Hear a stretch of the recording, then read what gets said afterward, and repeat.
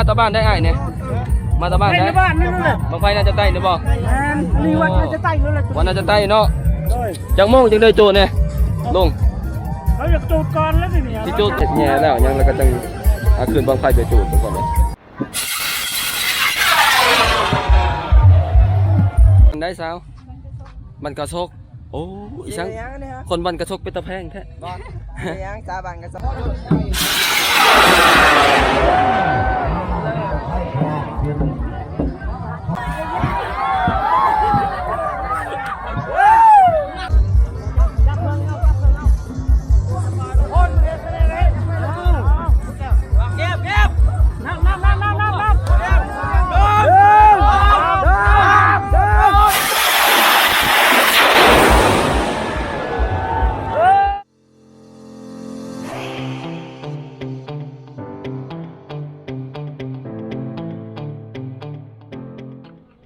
สวัส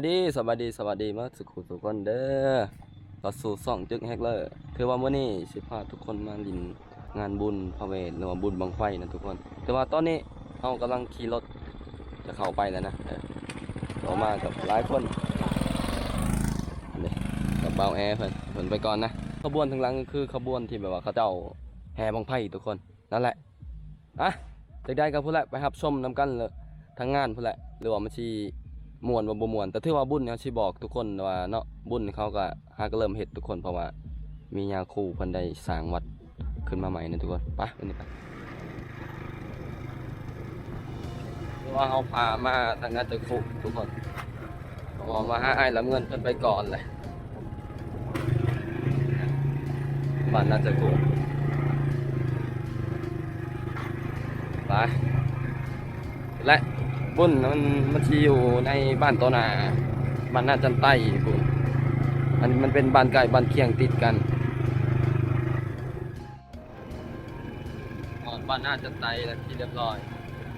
แต่ว่ารถล่างนะคนเริ่มทยอยมาลายแล้วทุกคนตัวตอนนี้ประมาณ11 โมงนี่แหละที่ฝุ่นง่ายๆขนาดพอรถลายไปครับส้มนำกันว่างานประเภทนี้น่าจะไต่มันสิมวนทำได้บุญบังไฟตัวเป็นงานแรกของปีแล้วก็ของบ้านน่าจะไต่บุญบังไฟจะจัดขึ้น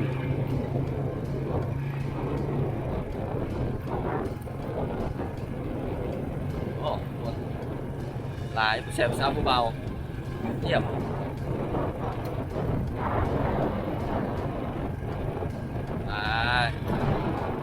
ในบุญแม่นคนจะเฮ็ดอยู่ในวัดในบุญ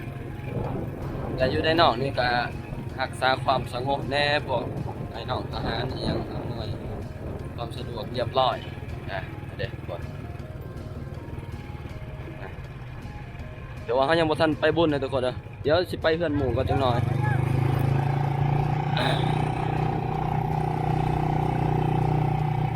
มาเนี่ยมาแวะเพื่อนบ่าวหมุกก่อนนะก็บางมุกคนอยู่บ้านน่าจันใต้ทุกคนนะเดี๋ยวขับรถเข้าไปในก่อนโอ้เพื่อนคนใหญ่ด้วยต่อ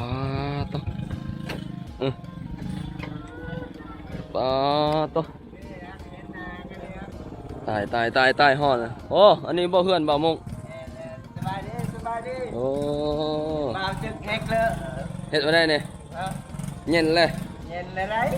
คนมาแต่ทางใดเนี่ยฮะเอาก็ต้อนรับกันมาแต่อเมริกาโอ้บาลเงินมาแต่เสาเลยสบายดีลงขี้ต้มตีมากกับเมียบ่มื้อนี้ฮะมากกับเมียตีบ่มากับเมียอะไรน้องสาวผู้สาวบ่แม่นน้องสาวบ่มีผู้สาวบ่ได้ผิดก็ว่าน้ำตาลบ่ได้โอ้เถียงกันมาสุดทางบ่ได้ผิดบ่ได้เลวกันมื้อนี้เมียบอกว่าอยากล้มผู้สาวล้มโลดเต็มที่เมียบอกโอ้ยบุญบังไฟงานบ่มุกงานบุญเพิ่นบ่ได้เงาะได้มันอันคือเก่ามันเงาะอะไรกันคือเก่าบ่อันนั้นเฮ็ดให้อันคนอื่นอันเบิ่งซื่อเฮ็ดคือว่าตัวเองเก่งเป็นคอนเทนต์มันเป็นคอนเทนต์ซื่อนะคอยเอาบ่แม่นแล้วคอนเทนต์ความจริงได้ที่ไหนบ่ใช้ผู้สาวเอากำกองไงดูใช้ผู้สาวเอากำกองแน่บ่มีแหละถ่ายไปแน่บ่มีบ่ดีได้ที่ไหนบ่มีบ่ เอายังมาสู่กินฮะ บ่มีได้ โอ้ อุตส่าห์มาเอื้อเชียร์ว่าจะได้กินแบะได้เนี่ย แม่จะได้แม่ตายหาหมดเลย เอ้าว่าอยู่ไทยว่าโอ้หาเราเด้อแบะเถิกเด้อเมื่อนี่บ่ได้ยากได้อยู่ไส เด้เบาแอเด้ลูกชายลาเด้ อันนี้ฮะ สบายดีสบายดี ขี่มันจังมีหรือเปล่าบุญ ขี่มันไล่โอเคมันนะเป็นกอกแบกกำลังแล้ว ได้เอา ไปแบกเอื่อยดอก โอเคปลาตัวเกินบะมุกใหญ่เลยทุกคนนะโอ้ใหญ่มหาศาลอุ้ยโอ้ใหญ่เกินบะมุกนี่ถือว่าเฮามาในมื้อนี้แล้วก็เลยมาแวะลินน้ำหมูซะก่อนนะทุกคนนะก่อนเฮาจะลงงานบุญนะแวะกินน้ำกินในกินทาก่อนนั่งกินแวะเย็นๆก่อนจังลงใช้ของผางนะ นี่เด้ มาตรไทยฮะอีช่างอันนี้ มันเป็นนันกองคอ ของใส่คอนะ แมน แม่นเหรอฮะเวลาขึ้นกองใหม่เห็นว่าไอ้ลำเงินนะ ขึ้นกองใหม่ไปเอาเพิงฮะเด้ แมน คักเลยเท่าได้ไปซื้อเนี่ยจักร้อย แพง62 บาท 62 บาทคักแล้วน่ะนี่ซะโอ้ขอบใจอะไรหมูครู ใจกัน ขอบใจไปมื้อนี้ ไป ยังลงพุ่นละวะงานพุ่นละวะไปในย่างนี่ทุกคนเนาะเตรียมตัวไปประมงไฟโอ้อันนี้ก็รถไถนี่ก็คือว่าเพิ่นก็ขี่ไปเบิ่งบังไฟคือกันนั่นน่ะทุกคนนะคือว่าเฮือนซานบ้านซองบ่าวมุกก็เป็นซอยทุกคนนะเป็นซอยทางนี้อีกหลากหลายโอ้ถือว่างานบุญนี่ก็ไปอีกประมาณ500พุ่นแหละทุกคนจังหอดผู้แสผู้สาวผู้บ่าวพากันไปบ่ยอกผู้สาวได้มื้อนี้เมียบ่ได้มานำ บ่ปานใดเด้อกับ บ่โอ้บ่อยากเชื่อใจแล้ว เตรียมลงขี้ต้มรถมานี่ฮะเดี๋ยวได้บ่มุกบ่มุกคือว่าเปิดช่องใหม่บ่ แมน ช่องเดี๋ยวได้ก็ บ่าวมุกตามสไตล์ฝากติดตามไปเด้อทุกคน เอาฝากติดตามเพิ่นเด้อทุกคนเด้อหมู่คู่กันนี่แหละเริ่มเฮ็ดช่องใหม่ ส่องใหม่ นี่ไรก็อย่าลืมอย่าไล่กันครบคนก็เริ่มไล่ละ แบบนี้ต้องฉลองกันเนาะเปิดช่องใหม่ วะทุกคนวันนี้เราพากันรับชมในงานทุกคนเลยไปถือว่าเริ่มแล้วอันนี้ก็คือหน่วยป้องกันทุกคนนะต่อห้านลัดรถแล้วก็ติดจากใบเท่าใบ10,000ประมาณนี้แหละทุกคนนะโอ้ถือว่ารถลายเลยทุกคนนะลายขนาดรถนะคนก็เริ่มหลั่งมาเลยบังไฟนี่เฮาบ่ฮู้นะว่ามันสิมีหลายมีน้อยจังได๋นะแต่เฮาว่าน่าจะหลายเพราะว่ามันหลายบ้านมาสมทบกันบูชาบังไฟเอาไปจูดฮะเด้ป้าโตเฮาบ่มีจ่องนี่แดดเฮานี่โอ้บังไฟน้อยไปย่างไปเรื่อยๆอดทนได้บ่แดดได้ บุญบังไฟเดือน6ต้องแดดขัดจูดแล้วฝนตกมาแค่นี้จนหน่อยเนาะถือว่าคนเริ่มมาหลายแล้วทุกคนนะโอ้บังไฟกระเจ้าถือเราลำเงินยางก่อนเลยไปเบิ่งนำกันว่าบังไฟปีแรกของนาจะไตมันชิมวนทำไมนะทุกคนถือว่ามันมวนแน่นอนแหละครับเบิ่งนะไปโอ้หนังไล่คนขนาดโอ้เพลงเด่นก็มาว้าวโตสุดยอดคนเต็มที่เลยคนนะโอ้เอ็ดโอ้บังไฟโอ้จังมงชีจูดนะ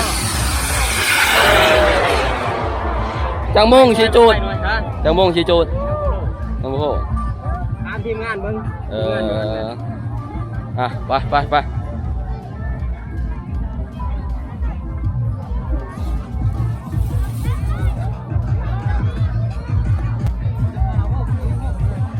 มาเบิ่งบังไฟอันนี้ก่อนเพิ่นจะขึ้นเพิ่นต้องมาดันมาแป้งก่อนนะ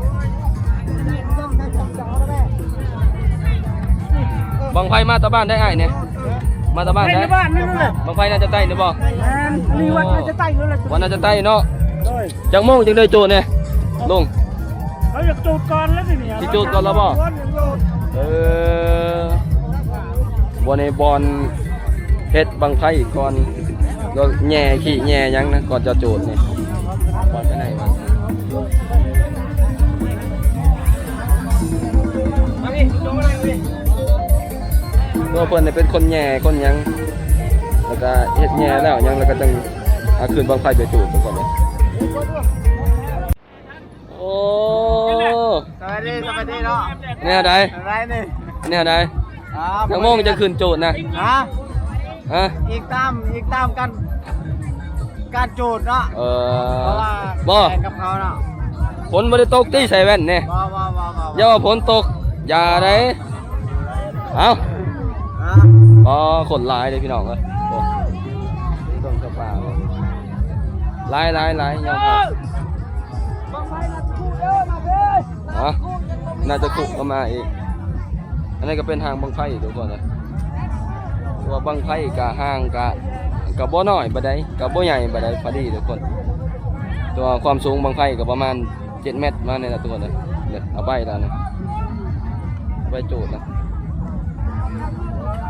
อาจจะมาเบิ่งกันว่าบังไฟตัวนี้มันสิขึ้นบ่หรือว่ามันสิแตกนะทุกคน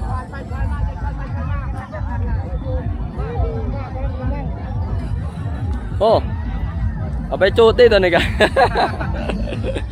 คักโอ้คนเริ่มมาหลายแล้วแต่ว่าบังไฟงานแรกของตัวนี้เขาจูดไวขนาดทุกคนเลยก็แดดอะไรเอาเริ่มแล้วมาเนี่ยเอาบังไฟขึ้นไปที่เรียบร้อยแล้วทางครูบาเพิ่นจะมานั่น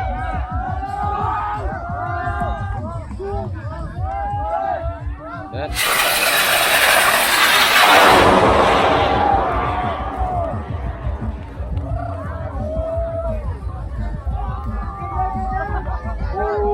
โอ้ขึ้นคักสุดยอดลายจักบังไพ่บ้านนั้นจะขุบอกเขาวะมาตะสวรรค์วะคักเนาะโอ้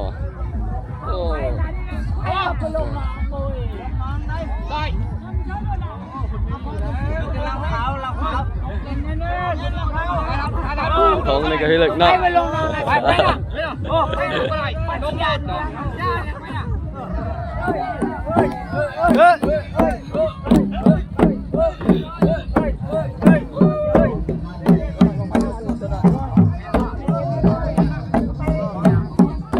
บังไพ่อันนี้6 โลเนี่ย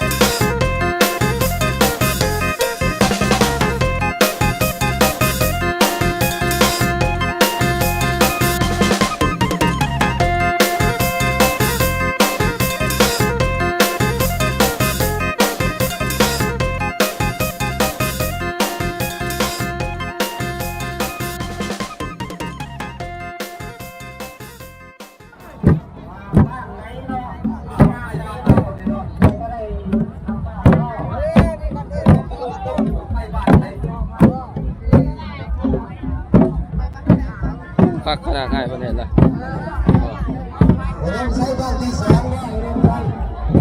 ฮะบังไฟอุดมไส้บ่เนี่ยโอ้ตีลายกองจนแตกเลยกองสิ้นกระซิวตัวนี้โอ้เอาบังไฟขึ้นเลยแต่บังไฟมีเกิดเหตุไฟบังไฟแตกแล้วก็ไฟไหม้เลยครับผมตอนนั้นผม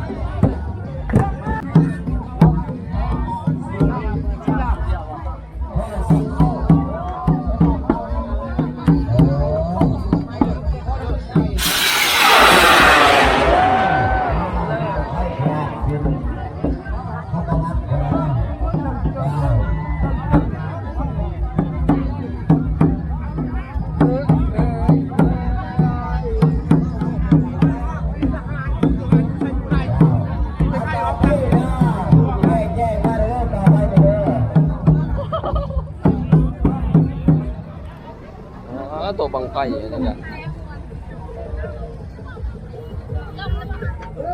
มาจากบ้านได้บังไฟเนี่ยฮะน่าจะไต่ลายน่าจะไต่อ่ะเอามาฮะเราเบิ่งแถวนอกซะก่อนทุกคนเพราะว่าบังไฟใหญ่เขาเจ้าจะจูดเอาไว้ทีหลังนะ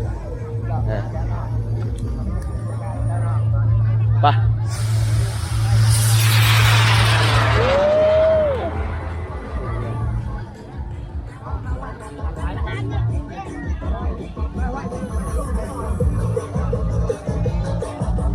โอ้ตัวคนร้ายด้วยคนร้ายเนี่ยร้ายแบบพวกผู้ใหญ่เขามาเนี่ยเอาไปหลอกเบิ่งอยู่พวกบนภูมิมันเป็นยังบอลหันคล้ายเครื่องอ๋อวงยังลงในบ้านเนี่ยว งนมแทงเดือน ลุงแสงเดือนโอ้ปะฮะเบิ่งก่อน กล้องต่อกล้องตั้มกันเลยฮะ ปะอย่างไปเบิ่งหันคล้ายเครื่องอีหยังเนี่ย ได้คือแหละ โอ้ แล้ว มาไปลินบุญบ่เนี่ยฮะมาตะบ้านได้สาวมันกระชกโอ้อีช่างคนบันกระชกเป็นตะแพงแท้ บอลยังสาบันกระซอก ซื้อยังเจ้านะสาวลี วันนี้ได้ อันนี้ได้สาวเจ้าค่ะฮะซื้อน้อยลอยโอ้มาตะดนแล้วบ่ก็มาเมื่อกี้นี้ขี่รถพิเลอร์มาโอ้มา2 คนนี่ บ่าวไม่ใช่ บ่มี โสด เอาแล้ว อ้ายก็โสดคือกั เอน เอาให้สุดโตไปเบิ่งบังไฟก่อนไปเฮามาเนี่ยอย่างพุ่นละอาจารย์มุกเฮาเดี๋ยวบ้านอาจารย์มุกอาจารย์ สิพาไปเบิ่งวงดนตรี อาจารย์มุก แสงเดือนนะทุกคน อาจารย์มุกเพิ่นพาทั่วดอกเพราะว่าขอบเขตนี่มันเป็นถิ่นของเพิ่นเป็นบ้านหลายเด้อเว้ย สัตว์มาปุ๊แล้ว สัตว์มักปุ้งโอ้กังเว้นกันยังมีคนสัตว์เนาะ สัตว์ให้เบิ่งนะ เอาลองมึงดู รอลุ้นกันสิแตก มันสิแตกบ่เลยมันสิดอนคืนโอ้ย ให้ลึกอะไรโอ้ มันดอนได้นี่ ลองสัตว์ดูเบาจิกแฮกเด้อ 3 ดอกเท่าได้นี่ฮะ3 ดอกเท่าได้ก็3 ดอก 10,000มาตะบ้านได้นี่ บ่มุกสิสัตว์บ่ แน่น โอ้ไกลเนาะคนลาวไต้ใจดีคู่คนเขาว่านี่ ตอนนี้เอาไปฮอด เด็ทางเขาได้นี่นะกว้างคักขนาดอันนี้บอลเป็นขายเบียร์หรือจำหน่ายเบียร์ทุกคนนะอุ้ยถือว่ากลางเว้นเพิ่นกระสนแล้วลักดีมันแดด เก็ตละเท่าไหร่เนี่ยบ่ สบายดีไปดิ บอลขายเบียร์เนี่ยนะ800,000 ขายบ่ฮอดบ่แม่ตอนนี้ตอนนี้ขายบ่ฮอดอ๋อถ้าแม่นบ่ฮอดเนาะนอนคักอะไรเก็ด800,000 800,000 มื้อแรงนี่800,000แต่ว่าค่าซื้อตอนนี้เพิ่นจะลดให้ทุกคนเด้อ แสนกีบ เขาแก่นใหญ่ล้านหนึงแต่ตัวนี้ละ800,000เนาะโอ้ 800,000 โอ้มีผู้สาวอีกเนาะอยู่ในนี่ก็ ผู้สาวก็ลักลี่เลยมันแดดมันร้อน ผู้สาว จังโมงเปิดนี่บ่แม่เปิดอันนี้เตรียมประมาณ5 โมงเนาะ5 โมงอ่อนๆจะหน่อยสิเข้า6 โมงขอบใจหลายแม่ขอบใจหลายกว้างขนาดได้วงนี่ก็ว่าคนมาเข้าโต๊ะอันนี้อันดับมันกว่าอีกหลักพันโต๊ะทุกคนเลยอันดับพันกว่าผม กว่าพันกว่าระดับ อันนี้เป็นวงใหญ่เลยนะแต่ถือว่าใหญ่แล้วแต่เพิ่นยังเอามาบ่ได้ครบสุดนะเขาว่าเอามาครบสุดมันยังสิมี เต็มระบบนาสิ มีตู้วางกลางนี่อีกทุกคนนะต่อก็ซ้ำนี้กันโอเคละตับแตกเลยอันนี่ก็ไฟเซ็งซีเนี่ยอลังการเลยไฟเซ็งซีถือว่านอนอยู่นะโอ้ผลเฮ็ดใหม่เนาะมุ่งหลังคาอีก อันนี้หลังคานี่เขายังบ่ทันได้ยกขึ้นนี่แม่นบ่ น่าจะแมนเขายังบ่ทันยกมันมีตัวยกอีกได้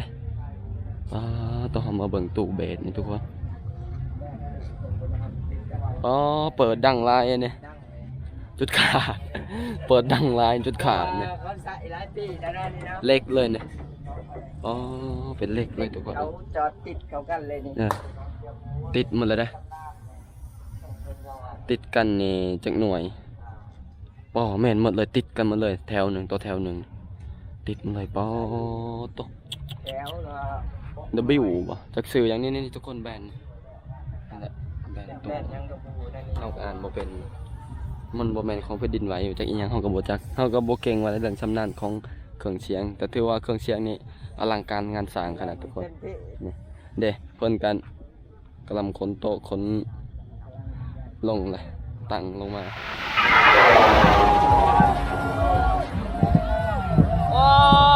ขึ้นเท่าขนาด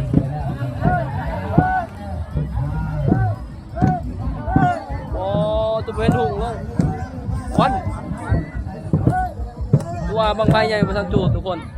หากระจูดบางไฟน้อยบางไฟใหญ่อาจจะสีย่ามคำทุกคนเลยเนี่ย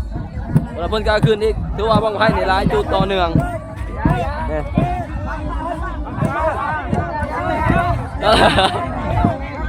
เด็ดเถอะกูเด็ดจับแล้วโทรศัพท์จับเนี่ยบางทีเขาทิมเขาลงเอ้ยเอ็ดช้าๆเด้อช้าๆเด้ เอ็ อ ดว้ายขี้โต ไปเอามาให้กับเพิ่นนะ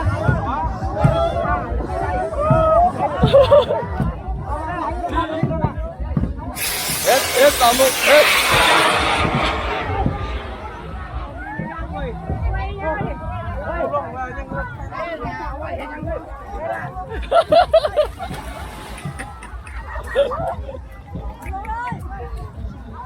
ปาตัว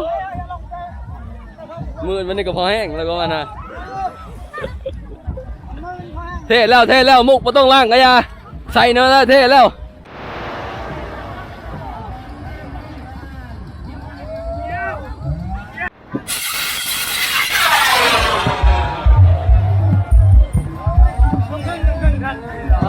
เกินจากขนาด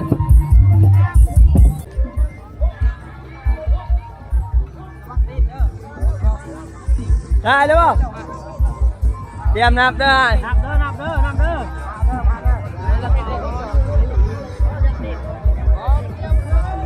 โชคกันนะ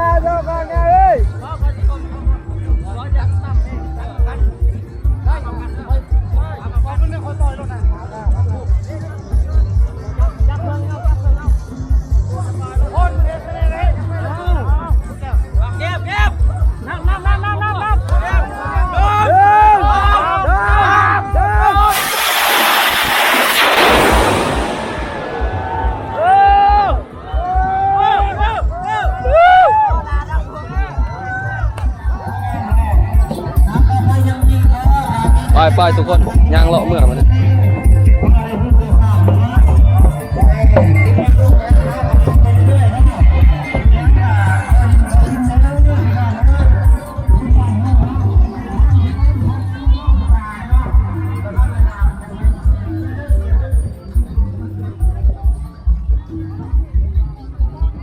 คนผู้บางคนก็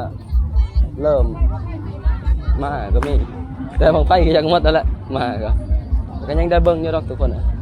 วันนี้เฮาสิพากันย่างพุ่นแหละไปเฮือนบ่าวมุกพุ่นละทุกคนเพราะว่ามันแดดแห้ง เพราะว่ามันแดด บางไฟมันก็ยังเหลือ 2-3 บังเนาะแม่นล่ะย่างพุ่นทุกคนหุบลูกหุบเต้าโอ้พ่อบ้านวางได้อย่างรถไปอย่างไปทุกคน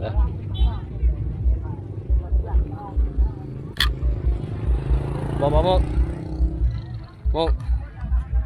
ได้ลงขี้ต้มนะความรู้สึก โอ้ความรู้สึกม่วนเยอะ ม่วนคือว่าเรายินกินสาบๆอยู่เลยนี่ฮะรถได้ เยอะเชียวเนี่ยเยอะแต่ว่าก็สิอาบน้ำนี่ เดี๋ยวมาอาบปะวันนี้เลยไม่ต้องอาบ ไปเช้ายางใกล้บ่ได้เลย โอ้น้ำหอมแหละในของแท้โอ้ดาวน้องใหม่เด้เนี่ยไปใช้แล้วเจ้าของเครื่องเสียงทุกคนเหรอเจ้าของเครื่องเสียงอันนี้นะวัยรุ่นที่มักเทคก็ห้องอันนี้แต่อ้ายเพิ่นบ่เห็นนะไปมาเนี่ยพี่ชัดละทุกคนบุญบังเผาบังไฟกับประเพณีก็มันกระมวลทุกคนหลังจากชาวบ้านหรือหลายๆบ้านเพิ่นได้มามวนมางั้นในวันนี้อีกเดือนหน้าหรือว่าเดือนนี้ค่อยๆกะสิได้ทำการเฮ็ดหน้านะทุกคนกันที่ชัดละทุกคนทีมงานเขาสิเฮากับพากันมวนเสื่อนหลายทุกคนนะครับจังได๋ก็คลิปวิดีโอนี้ก็สิอัปเดตจะมีแหละพี่น้องเบิ่งในเรื่องที่แบบมีโอกาสนะจังได้ก็ฝากกดไลค์กดแชร์กด Subscribe ให้เราเด้อทุกคนก็เป็นกำลังใจให้ช่องบอกติดต่อไปนะทุกคนเนาะสำหรับอีกคลิปนี้หรือว่าวิดีโอนี้ขอกลับคำว่าสบายดีทุกคนเด้อบ๊ายบายพอกันวิดีโอหน้า